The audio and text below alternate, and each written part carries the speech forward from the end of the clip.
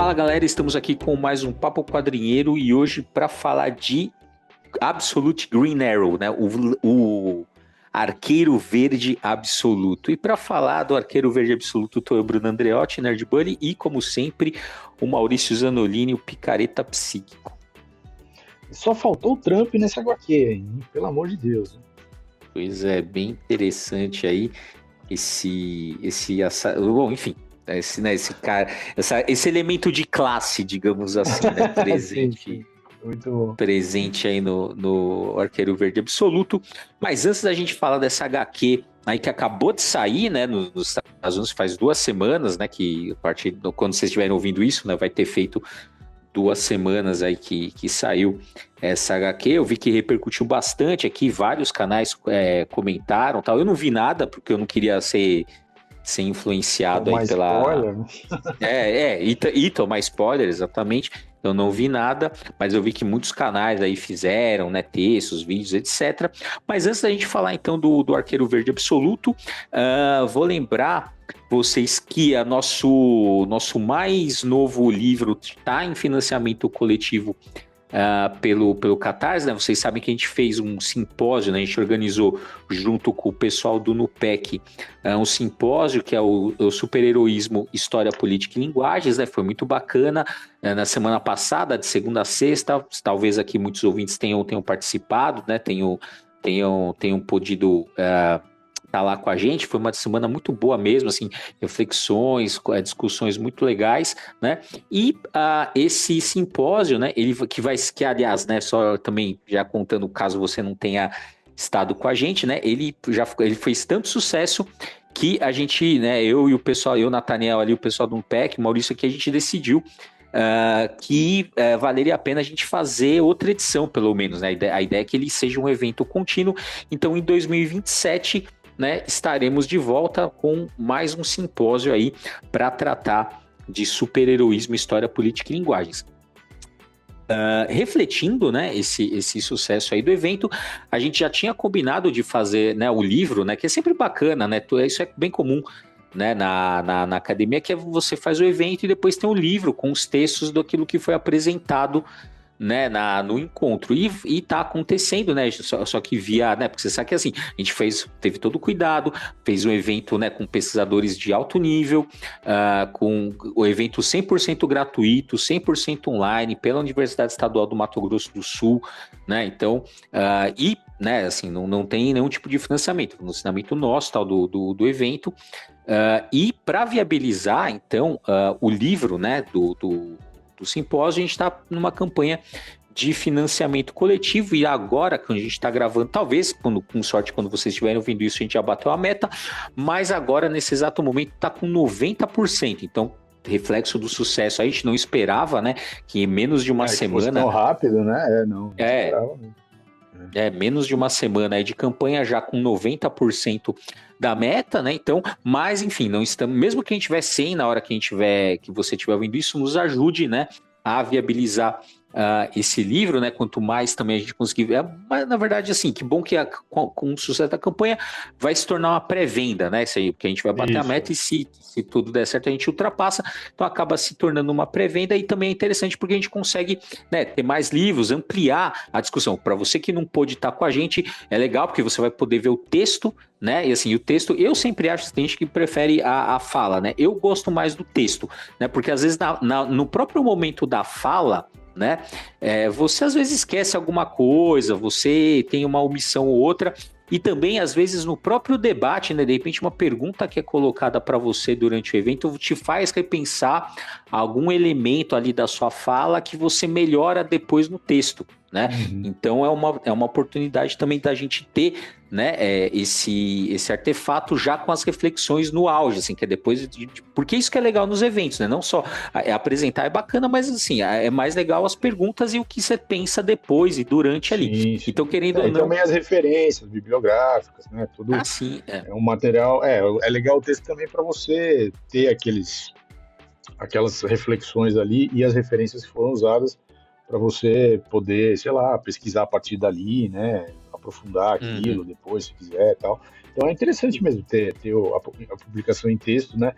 Muitos que apresentaram falaram assim, Não, quando eu tiver no texto eu vou colocar isso aqui também, Uhum. que eu só estou citando aqui na minha fala, porque eu só tenho 20 minutos, mas no texto eu vou falar mais É, disso aqui e tal. Sempre, sempre é tem isso. verdade. Sim, sim, é verdade, né? A gente tem um limite, né, de tempo ali, a gente estipulou 20 minutos e tal, então no texto também você tem a oportunidade de trabalhar um pouco melhor com mais detalhes. Então, se você se interessou, vai lá, catarse.me/superheroísmo, tá? Se você quiser, tem o link também lá na nossa bio, né? E você também você vai adquirir com um preço, não é o preço de capa que a gente está fazendo no Catarse, tá? Então ele tem já um desconto em cima do preço de capa final. E também você consegue o Superman, o Verdade e Justiça, o Superman das Origens, a América de Trump, ali também com desconto e com frete grátis. Você pode pegar só o livro do simpósio, você pode pegar o livro do simpósio com o do Superman, você pode pegar só o do Superman, que também nos ajuda a viabilizar aí o livro do simpósio, né? E aproveitando, vou emendar, já que a gente está falando aí do livro do Superman, vou lembrar vocês, cara, você está ouvindo isso sábado agora, 6 de junho, na Comic Boom, ali uma comic shop muito bacana aqui de São Paulo, perto da Praça Silvio Romero, perto ali do metrô Tatuapé, perto do Lords, se você é das antigas ali, perto do Lords, a gente vai fazer então um outro lançamento ali do livro, e não só a gente vai estar lá para a gente trocar uma ideia sobre o Superman, mas vai estar a gente, vai estar o pessoal do Formiga Elétrica, né? E também vai estar o pessoal do Gibizilla. Ali a gente vai bater um papo sobre o Superman na Comic Boom das 3 às 6, aí também você pode ir lá, trocar uma ideia com a gente, adquirir seu livro caso você não tenha, mas se você também quiser só colar lá para ir na Comic Boom, conhecer, para dar uma passada lá, cara, é muito bacana mesmo. Eu já fui algumas vezes lá, vira e mexe eu tô lá, um lugar bem, bem bacana. E lá Certo? na frente da Comic Boom tá rolando de sábado lá, eles estão fazendo um espaço especial só para troca de figurinhas do álbum da Copa. Então só deixo mais essa informação aí, que vai saber, né? De repente você tá fazendo a coleção aí, então já tem esse a mais aí.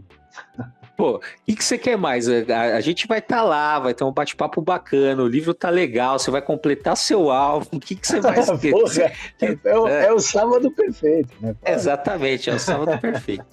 Então colhe lá, gente, na Comic Boom ali, 6 do 6 aí, sábado, vai ser um prazer ver vocês, e vou aproveitar também para agradecer aí o pessoal da Comic Boom por ter cedido aí o espaço para a gente fazer esse evento, vai ser bem legal.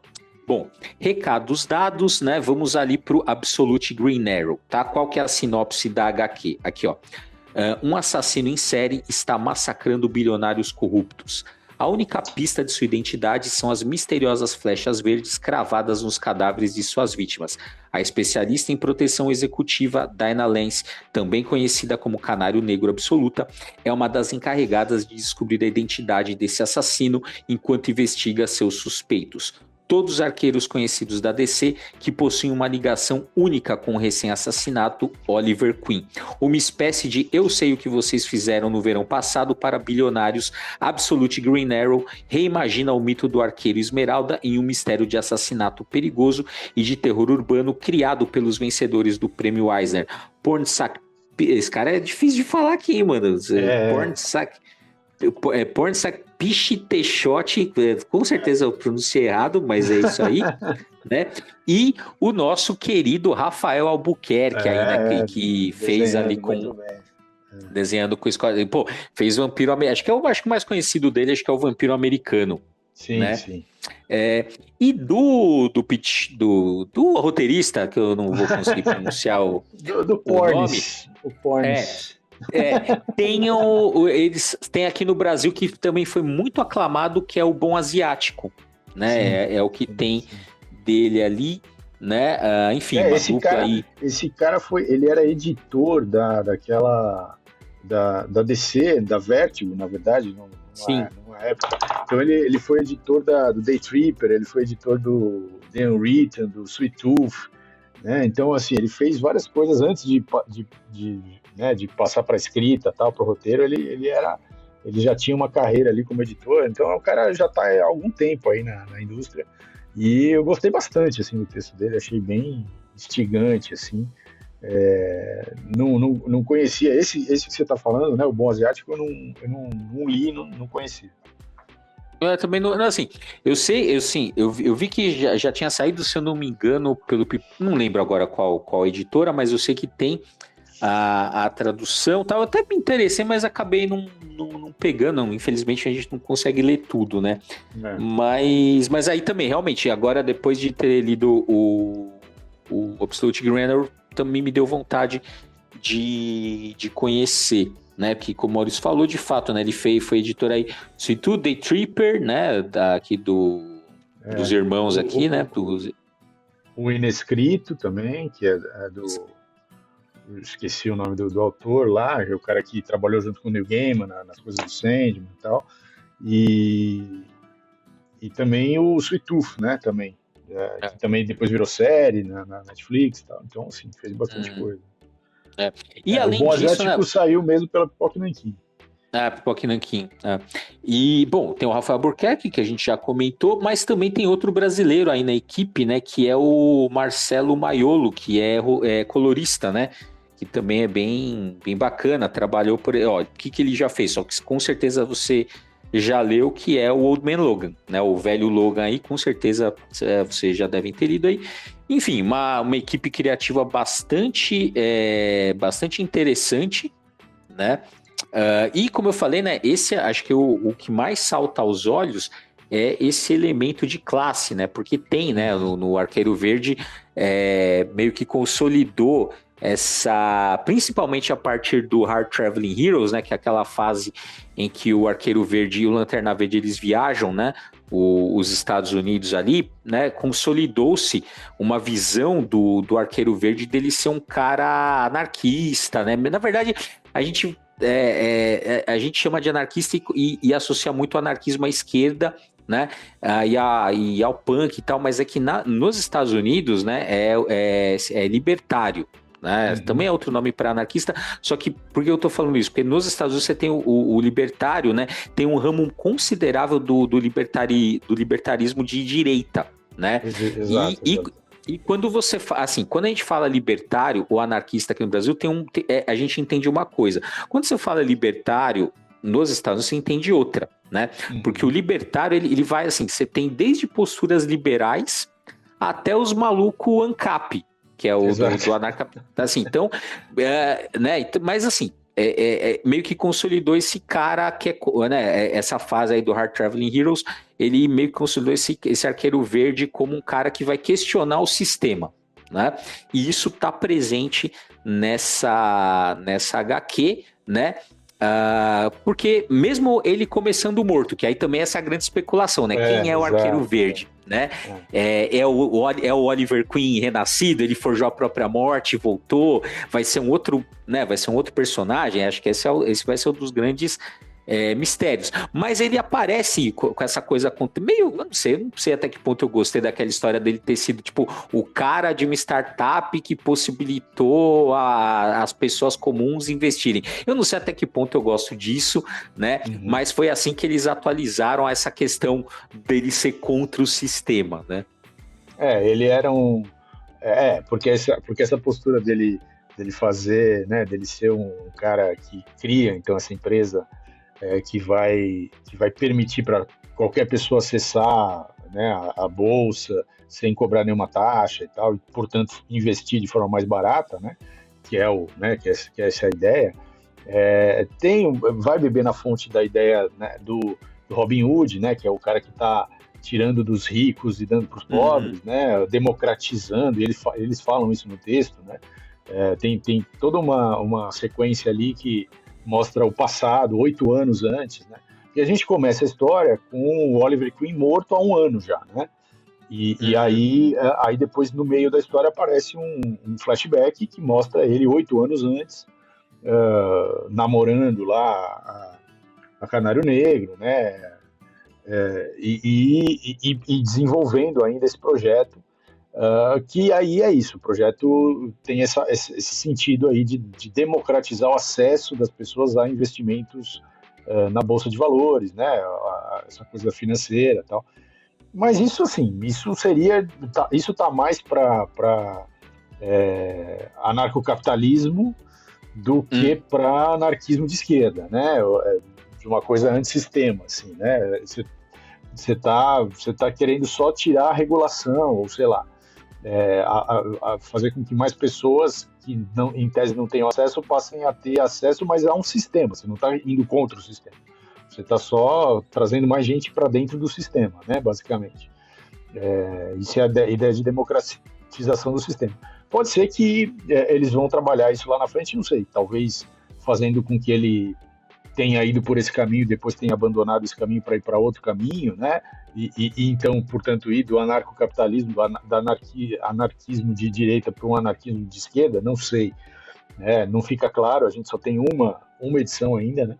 Mas a questão é que o Arqueiro Verde, cuja identidade a gente não sabe, e que aparentemente não é o Oliver Queen, porque o Oliver Queen está morto, mas, né, obviamente ele está ali o tempo todo aparecendo na história, né? Ele está perseguindo bilionários, né? E matando, não só perseguindo, mas matando de forma, aliás, bastante cruel e pesada, assim, dando flechada nos olhos, deixando as flechas nos olhos, decapitando, arrancando o braço dos caras. Então, assim, não é uma coisinha leve, né? Então, não sabemos para onde o roteirista vai levar a história, né? Mas que ela é bastante instigante por tratar do assunto de classe e fazer ecos com o momento que os Estados Unidos está vivendo, assim, né? E alguns personagens aí do cotidiano norte-americano dos últimos anos ali aparecem, digamos, representados nesse roteiro, né? Então, e me lembrou bastante aquela história, né, do cara lá, do Luigi Mangione, que, enfim, assassinou um cara, um CEO lá de uma empresa de saúde nos Estados Unidos. O cara é isso, mano. O cara foi lá, matou o cara meio que do nada, assim. Enfim. Tem uma história que acho que é o pai dele, a mãe dele, não sei, que morreu numa situação também de que o plano de saúde não cobria. Tem alguma questão ali da família.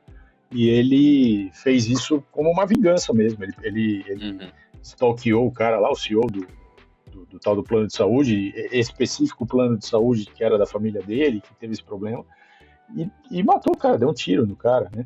E aí tá preso, né? Aí tem uma discussão, pena de morte ou não sei, mas ele tá lá, assim, e virou ídolo, né? Tem uma galera que idolatra ele, fala, é o cara, é o nosso herói e tal. Então, assim, tem esse debate lá mesmo. Não, então, na época ali que isso aqui tava, né, que isso tava mais fresco ali na mídia, né, fizeram aquela pesquisa, você acha que o cara tá certo, você acha que o cara tá errado? A maioria esmagadora ali achava que tava certo. Que tava certo. Né? E... foda, né? E aí tem também, né? Isso me lembrou também por quê, né? Porque uma hora que a Canário Negro, né? Ela é contratada ali quando os caras começam a morrer, né? E ela é contratada ali para fazer a proteção, porque assim, tem um padrão, né? Todos os caras de alguma forma relacionados ali ao Oliver Queen estão morrendo, né? E aí a Canário Negro é contratada, né, para fazer a proteção do ex-sócio, né, do Arqueiro Verde. Ele também que tá todo mundo com o cu na mão ali para ser mortal. Ela fala que ela não quer, né, proteger. Aí o cara faz? O cara cancela o plano de saúde do pai dela na hora. Fala assim, você não vai colaborar, então trampo? Então que ela meio que fala foda, também que ela pega esses trampos de segurança para poder custear o plano de saúde do pai, né? Mas mesmo assim ela não quer fazer. O cara, você não quer? Beleza, então eu vou cancelar aqui, você é obrigado a fazer. E aí ela é obrigada. Não, é pesado, mano. É pesado. E ela tem uma sequência que ela tá, né, exatamente nesse conflito e tal, e ela tá fazendo terapia, né? E aí a terapeuta, ela está conversando com a terapeuta, tal, e aí ela fala para a terapeuta ou a terapeuta fala para ela, na conversa das duas, elas falam sobre uma pesquisa que uma universidade fez, tal, que provou lá que quando as pessoas veem notas de dólar, né? Quando elas estão na presença de uma nota de dólar, elas têm uma diminuição na capacidade de empatia delas em relação às outras pessoas. Elas ficam mais, como se elas ficassem mais territoriais, no sentido de mais pensando só nelas, assim. Então, ela mostra elas citam, né, esse estudo de que as pessoas perdem a capacidade de serem sociáveis, assim, né? Então, só a presença da imagem do dinheiro numa tela de celular já é o suficiente para para causar esse efeito, né? Então, elas estão debatendo a questão ali dos caras que são ricos e como os ricos acham que eles podem fazer o que eles querem, né? E eles citam também essa outra, na mesma conversa, um outro estudo que fala que os ricos, as pessoas, quanto mais dinheiro a pessoa tem, mais ela se sente livre para, por exemplo, pegar um pirulito ali de um jarro que é só para criança. Jarro né? Só para criança, E aí o cara chega ali, pega e acha que não vai acontecer nada, porque quanto mais dinheiro ele tem, mais as pessoas tendem a fazer isso sem se preocupar com as consequências.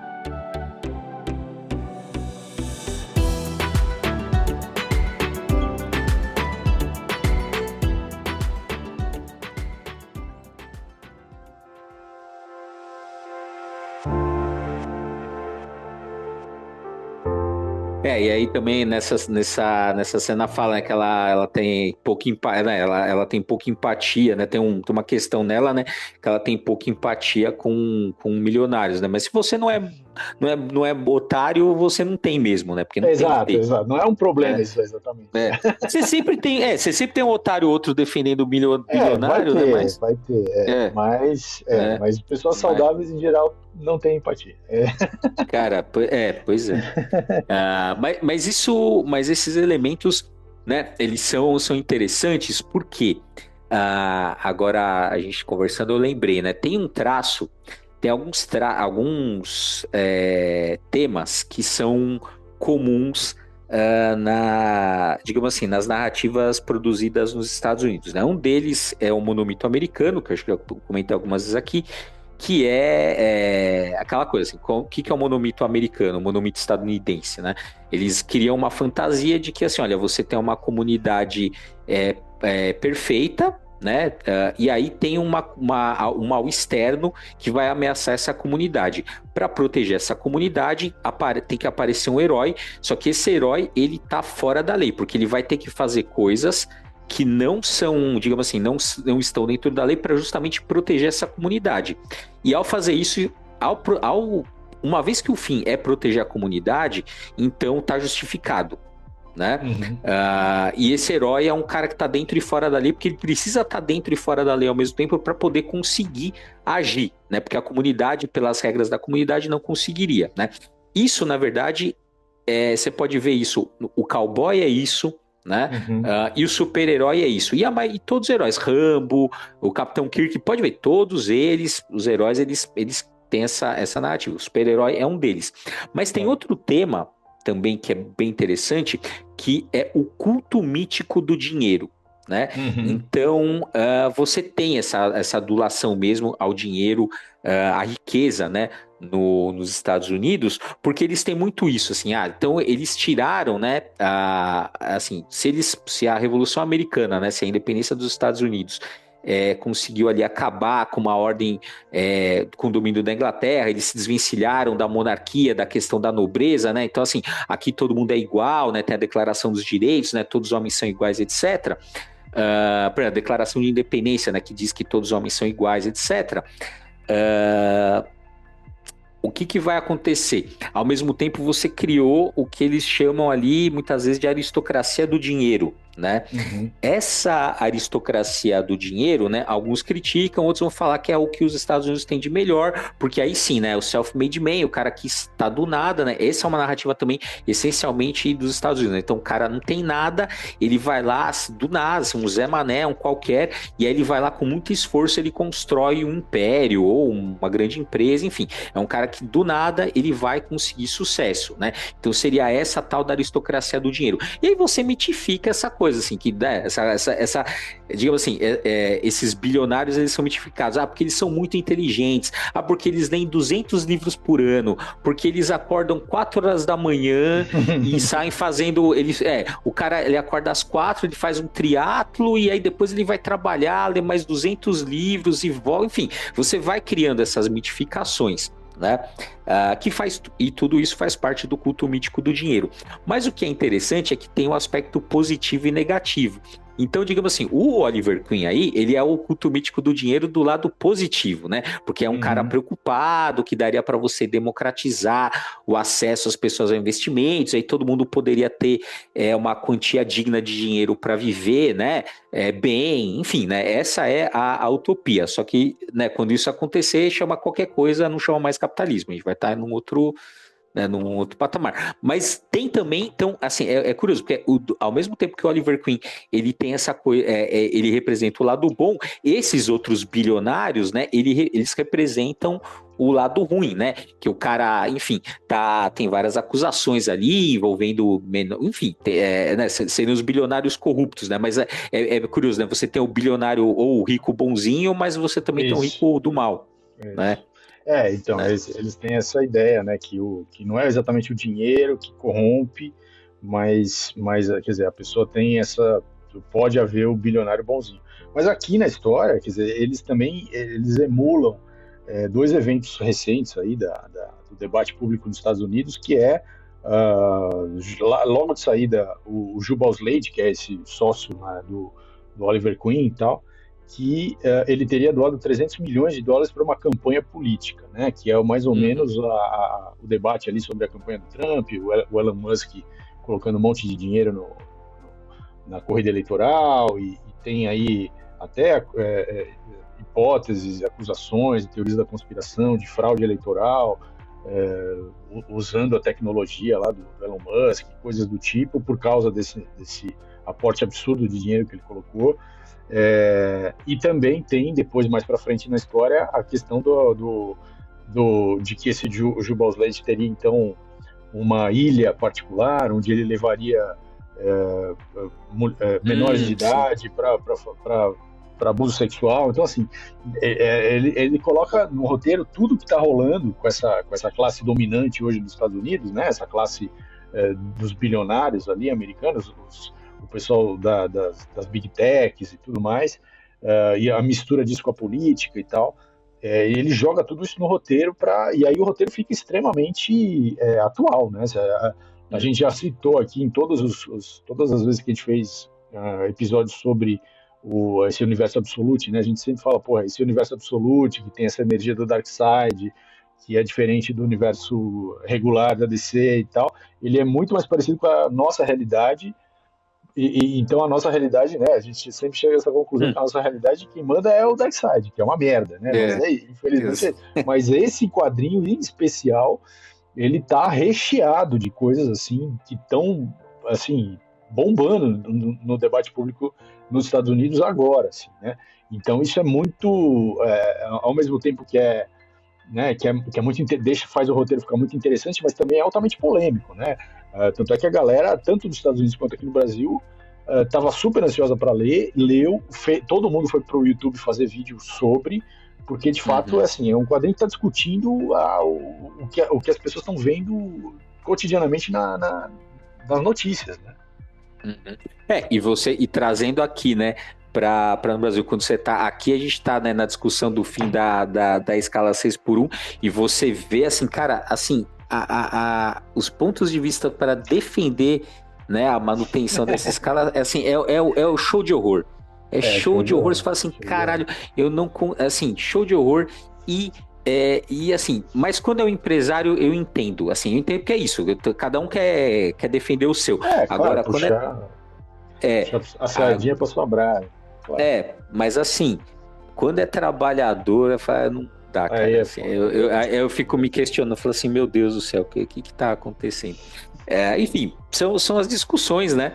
É, E realmente, assim, você falou assim, antes mesmo de assim, de sair qualquer coisa, assim, qualquer sinopse, qualquer coisa, saiu a imagem, né? E aí, pô, exato. assim, o Rafael Buquerque ali, caralho, assim, cara, assim, aquele visual, só aquilo a galera já, todo mundo já comentou, É, né? Daquela é. máscara ali de caveira, né? Uma coisa meio assim, meio que lembra um Jason, né? Eles têm essa coisa Sim, do terror, né? sim.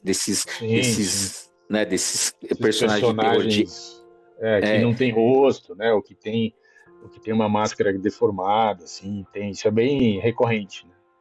É, e tem isso, e né, tem bastante Jason, Fred Krueger, né, essas coisas, né, esses caras de terror, assim, que é isso, né, eles são meio que, o Green Arrow é um pouco isso, né, nessa HQ, ele é meio que uma força da natureza, né, assim, na hora que o cara aparece, ele vai te pegar, não tem o que Uhum, você fazer, né, tanto é, é que lá pela Santos, quando ele tá lá indo pegar um dos melhores, a Canário Negro tá lá, assim, ele dá a flechada, pega de raspão, você acha que não vai dar nada, só que o cara ele tem uma reação, ele tá envenenado, né? O cara tem uma reação ali, meio que, enfim, meio que tipo vai uma reação alérgica apodrecendo. violenta ali no É, rosto, né? é, é. E eles zoam também com aquela coisa das flechas temáticas, né? Que tanto o Green Sim, sim. Arrow, né? Tanto o Arqueiro Verde quanto o Gavião Arqueiro da Marvel tem, né? Que é assim, a flecha, sei lá, a flecha paraquedas, a flecha qualquer Uhum, coisa, a flecha fumaça, a flecha não sei o quê. E aí aqui, por exemplo, tem uma flecha granada, mas na verdade é uma flecha normal que tem uma granada pendurada nela, né? Então eles dão uhum, uma zoada com isso. Mas o arco dele na verdade, são duas espadas, né? Ou duas cimitarras, ou sei lá, uma coisa assim, presas com um dispositivo ali que trava elas numa posição. E aí ele pode soltar esse dispositivo e usar elas como se fosse uma. Provavelmente esse tipo de, de arma tem um nome, né? Mas eu não sei. Parece um nunchaku, porque elas estão presas, né, pelo arco. E aí ele pode usar elas, ele usa, inclusive, nessa sequência que você está uhum, falando, que a Canário está lá e tal, para decapitar uma pessoa, ele arremessa uma desses facões, assim, enquanto ele está segurando o outro, e você vê né, o fio que liga uma a outra, e essa que ele arremessa decapita uma pessoa, e ele já puxa e já conecta de novo e começa e volta a usar como arco, né? Então é bem dinâmico assim foi uma solução interessante assim para dar uma camada a mais ali na capacidade de violência do personagem, né? Não é só uhum. atirar flechas, né? Ele tem dois facões enormes e essa mobilidade, né? Desse jogo de jogar um facão e ele tá preso a uma corda que você puxa e tal. Então é bem interessante assim. É, É outro personagem completamente diferente do que a gente está acostumado, pelo menos até aqui. sim. Não, então, e essa sequência toda é muito boa, né? Na hora que ele para ali, né? Ele contra o fogo ali, né? E Nossa, depois tem essa bonita, que você, bonita demais. e nessa que você está falando também, que ele separa, né, o arco ali, vira os dois facões com a corda e tal. Realmente, assim, essa sequência é muito boa, né, visualmente, assim. Uhum. E aí termina, né, com vendo aquela criança, né, mais tarde eles voltam meio ali para a cena do investigar o que seria a caverna, né? Seria a Arrow Cave, né? A caverna. Como é que é? A Arrow Cave, como é que é traduzido? Não sei. Flecha Caverna, não sei. Não sei. Mas. E aí você vê aquele corpo daquela criança com os olhos. Você fala assim, meu, o que é isso, né? O que o. Uhum. Né? E aí a pergunta, né? O que o Oliver Queen estava fazendo? O que é aquilo? É um experimento? Né? O Oliver Queen não era tão bonzinho igual a gente pensava, né? O que é aquilo, né? Esse é o Uhum. cliffhanger, é o gancho para a edição número 2, né? É. Não, realmente é bem legal. E eles também encaixaram todos os personagens do panteão ali do Arqueiro Verde, encaixaram esses personagens ali de forma inovadora, né? Tanto a Dinah Lance, né, que ela é uma ex-policial, ex-lutadora de MMA, ela namorou efetivamente o Oliver Queen, mas eles já tinham terminado, e ela então agora é uma faz segurança particular, tal, tudo bem, ela está mais dentro assim do que seria mesmo a personagem do universo tradicional, né? Mas Uhum. os outros personagens ali que vão aparecendo, mesmo o Jubal Slade, mesmo o como é que ele chama? O Malcolm Merlin, né? Que é Uhum. esse cara que contrata a Canário Negro e tal, são personagens ali do entorno do Arqueiro Verde, mas que aqui estão, né? O Jubal Slade morre, né? Então eles Uhum. já vão eliminando alguns personagens. O Malcolm Merlin perde o braço na luta lá mais pro final. Então eles vão assim, vão transformando mesmo, modificando bastante assim esse entorno. Quando aparece lá o Malcolm Merlin apresenta para Canário Negro quem seriam os suspeitos, né, de serem aqueles que mataram o Jubal Slade, né? E aí esses suspeitos são o Roy Harper, que é o Arqueiro Vermelho, a Mia Didin, que é a Speed 2, né? O Tom Holloway, que é o Aranha. Então, assim, são todos personagens é, desse panteão, né? E eles estão jogando ali no roteiro a presença deles nessa nova versão aí. E a gente nem, na verdade, a gente nem sabe o que eles são ainda, né? A gente só vê eles numa foto, assim como possíveis suspeitos do assassinato. Mas, obviamente, se eles estão aparecendo ali é porque eles têm alguma ligação com o Oliver Queen, né? E porque o Jubal Slade era o sócio do Oliver Queen que, né? E aí seria uma vingança, né? A morte do Jubal Slade seria uma vingança. Então fica no ar aí quem que está usando o manto do Arqueiro Verde e qual que é esse mistério aí do final que o Bruno estava falando, né? Mas, porra, assim, muito interessante. O personagem tá bastante diferente. O cenário é extremamente atual. A questão de classe, né, que está colocada ali, o debate, o conflito entre classes sociais, né, a questão da Big Pharma, a questão dos planos de saúde, que também é um debate assim, fortíssimo nos Estados Unidos hoje, está todo ali. E, e o Rafael Albuquerque, que eu acho que é assim, a cereja do bolo desse quadrinho. O cara desenha muito, as páginas são lindíssimas, ele faz assim ele aproveita essa coisa da luz do monitor, da luz do celular, da luz fria, e faz tudo ficar verde, né? Então, assim, tem muitas Uhum. páginas em que a luz, né, é verde, assim, para dar essa característica, né? E aí, quando você tem um assassinato brutal, ou quando você tem uma cena, quando aparece o Green Arrow, fica tudo vermelho, né? O que também é interessante, ele faz o contraste, né? Ele joga o vermelho para o fundo e deixa o Green Arrow verde, mas um verde mais cheio de sombras pretas, assim, né? Quer dizer, ele não é esse verde luminoso, ele é uma sombra mesmo, assim. Então, porra, tá demais, assim, é lindíssima a arte e E as cores, né, do Marcelo Maiolo. porra, não, então, as cores do Marcelo, que é isso, em cima da arte do Rafael. Cara, assim, tá foda, assim, esse quadrinho, pela arte, eu tenho vontade de ter ele fisicamente, assim, mais do Uhum. que os outros do Absolute que a gente falou até agora, e também a história de todos do Absolute que a gente falou até agora é que eu achei a mais interessante, apesar de ser só a primeira edição. É. Não, de fato, assim, assim, se olhar só, assim, olhando só para as primeiras edições, eu gostei bastante da do Batman número 1, confesso que eu gostei muito, Uhum. mas acho que depois eu tenho um problema que eu já falei, né, com o Scott Snyder, mas assim, a primeira eu gostei muito, depois achei que meio virou aquele mais do mesmo, mas a gente, como já comentou aqui, né, aquele arco do Bane é muito bom, né, O do Absolute Green Arrow, do Absolute Superman, achei ok. Também ele vai num patamar bacana ali, mas também não vi nada demais. Agora, de fato, acho que, assim, se a gente analisando, né, só as edições número 1, acho que essa é a melhor mesmo. Né? Acho que é até melhor que a do Batman. Eu acho. Né? Muito forte. Porque já começa com essa questão, né? Assim, essa caixa de mistério, né? Assim, quem é o Arqueiro Verde, né? Porque isso não assim, todo mundo tá nessa, assim. Eu pelo menos pensei assim, os caras ele vai voltar da morte, não é possível que vai ser outra pessoa. Então, não é exatamente uma história de origem, né? Como é do Superman.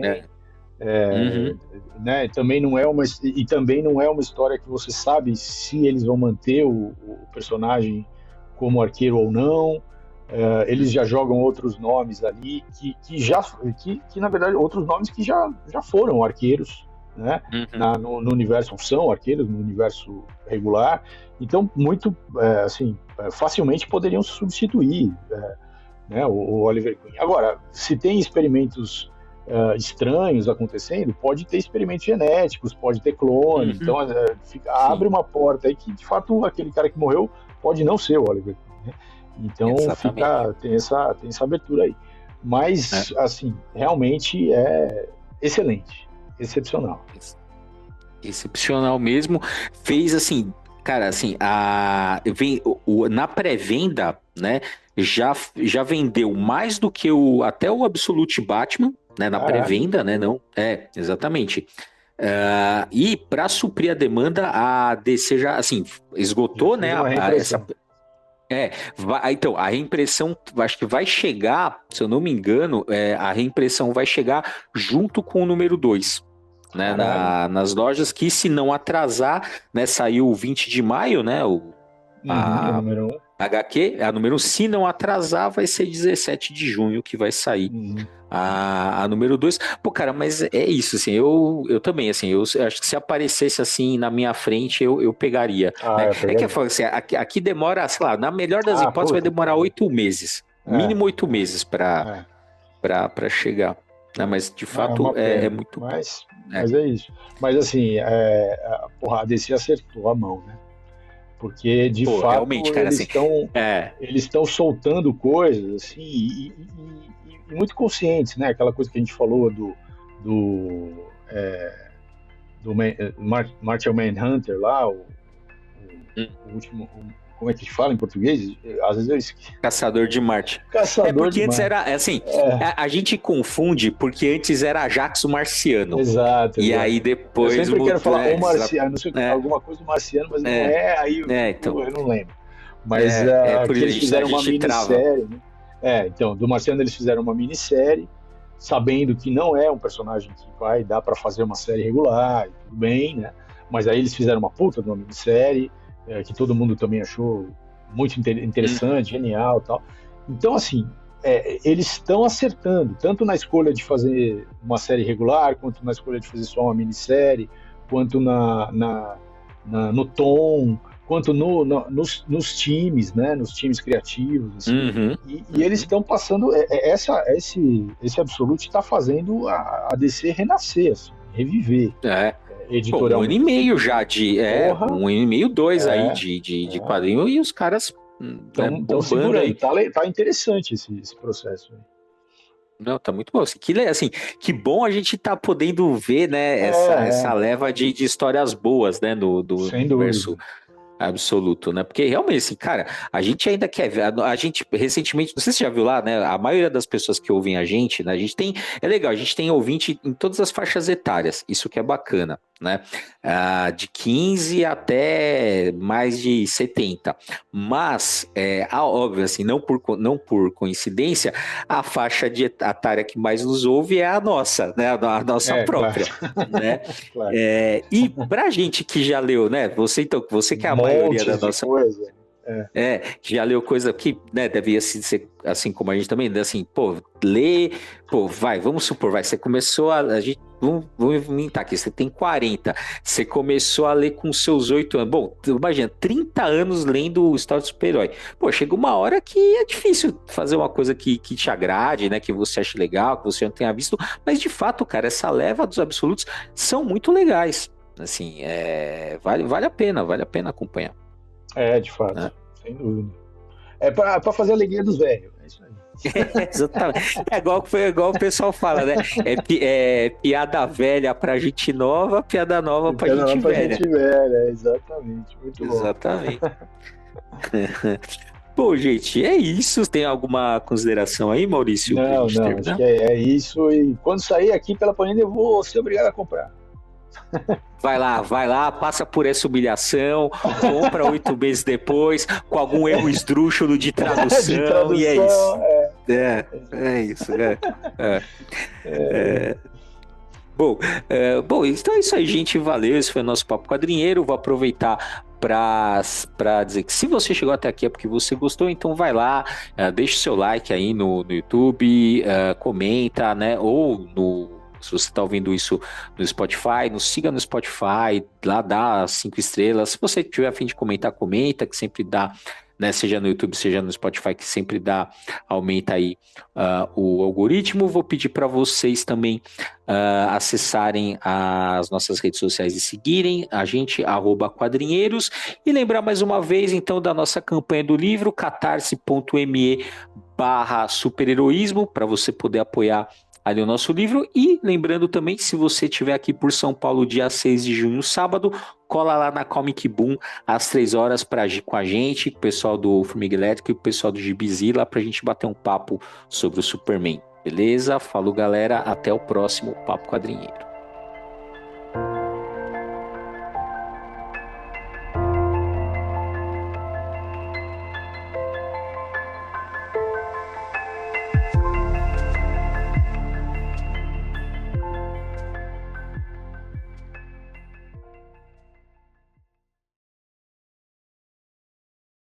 Mid Combat.